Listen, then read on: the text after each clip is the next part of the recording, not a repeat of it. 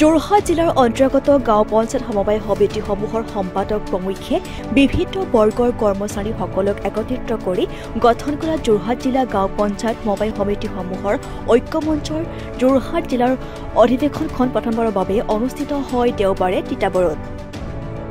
যোৰহাট জিলা গাঁও পঞ্চায়তৰ সমবায় সমিতিসমূহৰ ঐক্যমঞ্চ সভাপতি কৌশল কলিতাৰ সভাপতিত্বত আৰু তিতাবৰ আঞ্চলিক ক্ষুদ্ৰ চাহ খেতিয়ক সন্থাৰ প্ৰেক্ষাগৃহত অনুষ্ঠিত অধিৱেশনৰ মুকলি সভাত ঐক্যমঞ্চৰ সম্পাদক পৰাশৰ দত্তই সমবায় সমিতিসমূহৰ কৰ্মচাৰীসকলৰ ঐক্যমঞ্চৰ দৃষ্টিভংগী সন্দৰ্ভত বিশ্লেষণ আগবঢ়াই ভাষণ প্ৰদান কৰে।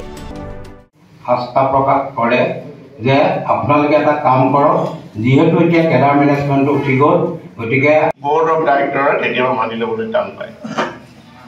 গতিকে আমি সকলো ফালৰ পৰা সুৰক্ষিত হ'বৰ বাবে আমি আমাৰ সমবায় সমিতি, চৰকাৰ আৰু বোৰ্ড অফ ডাইৰেক্টৰ্ছ এই দুয়োটা বস্তুকে আমি আমাৰ দাবীসমূহ স্পষ্টকৈ ধৰিব লাগিব। আৰু কোনোবা এখন সমবায় সমিতিৰ কোনোবা এজন কৰ্মচাৰী যদি বিনা কাৰণত শাস্তিৰ সন্মুখীন হ'বলগীয়া হৈছে, তেওঁক আমি সকলোৱে একগোট হৈ প্ৰতিবাদ কৰিব লাগিব। সুচাৰুৰূপে পৰিচালনা কৰাৰ বাবে মাননীয় সভাপতি শ্ৰীযুত কুশল কলিতাদেৱক আন্তৰিক ধন্যবাদ আৰু কৃতজ্ঞতা জ্ঞাপন কৰিছোঁ।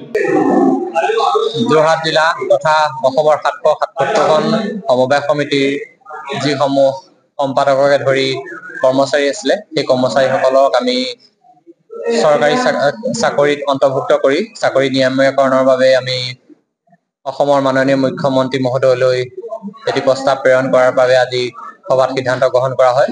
লগতে আমাৰ অসম চৰকাৰ তথা ভাৰত চৰকাৰৰ অধীনত যিটো আমাৰ প্ৰধানমন্ত্ৰী গৰীব কল্যাণ আঁচনিৰ যোজনাৰ যোগেদি আমি চাউল উত্তোলনৰ বিতৰণ কৰি আছো। এই বিতৰণৰ বাবদ আমাৰ যিটো সবলীকৰণৰ বাবদ আমাৰ 26 টকা 35 পইচা ইতিমধ্যে আমাৰ অসম চৰকাৰে দি আছে। সেই সবলীকৰণৰ টকাটো আমাৰ 100 টকালৈ যাতে বৃদ্ধি কৰে, সেই বৃদ্ধিৰ বাবে আমি অসমৰ মাননীয় মুখ্যমন্ত্ৰী মহোদয় আজি সভাৰ যোগেদি এটি প্ৰস্তাৱ প্ৰেৰণ কৰাৰ বাবে সিদ্ধান্ত গ্ৰহণ কৰা হৈছে। আৰু আমাৰ যিটো পৰিবহণ ব্যয় আছে, এই পৰিবহণ ব্যয়ত আমাৰ কিছুমান সমবায় সমিতি, দূৰণিবটীয়া সমবায় সমিতিৰ এই পৰিবহণ ব্যয়ৰ জোৰা নমৰা হৈছে। গতিকে এই পৰিবহণ ব্যয়টো যাতে কিছু পৰিমাণে বৃদ্ধি কৰে, সেই এটাইকেইটা মূল সমস্যা লৈ পেলাই আমাৰ আজি সভাখন ইয়াতে এটি প্ৰস্তাৱ গ্ৰহণ কৰা হৈছে। আৰু আশা কৰিছো আমাৰ অসমৰ অতি জনপ্ৰিয় মাননীয় মুখ্যমন্ত্ৰী মহোদয়ে এই ক্ষেত্ৰত এটা বলিষ্ঠ পদক্ষেপ লৈ আমাৰ সমবায় সমিতিসমূহকো অন্য চৰকাৰী কৰ্মচাৰীৰ দৰে সন্মান সহকাৰে জীয়াই থকাৰ কাৰণে তেখেতে আমাক নিৰাপত্তা প্ৰদান কৰিব। ধন্যবাদ।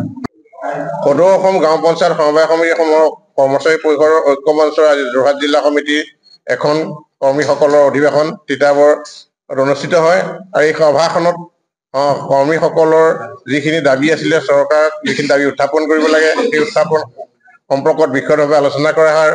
আলোচনা কৰি সমবায় সমিতিসমূহে যিবোৰ অসুবিধা উপভোগ কৰি আহিছে, সেই অসুবিধাখন যাতে সোনকালে চৰকাৰে ইয়াত সমাধান কৰে, তাৰ বাবে আজি সভাই চৰকাৰক অনুৰোধ জনায়। আৰু ভৱিষ্যতে আমাৰ সমবায় সমিতিসমূহে যিবোৰ ব্যৱসায় কৰি আছে, তাৰ উপৰি অধিক ব্যৱসায় সমবায় সমিতিসমূহ প্ৰদান কৰিবলৈ আজি সভাই দাবী জনায়।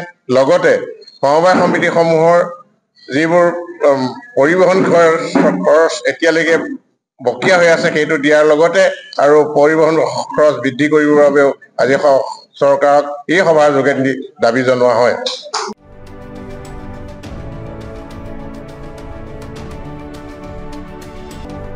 তিতাবৰৰ পৰা প্ৰসেনজিৎ ৰাজখোৱাৰ ৰিপৰ্ট, টিভি নিউজ।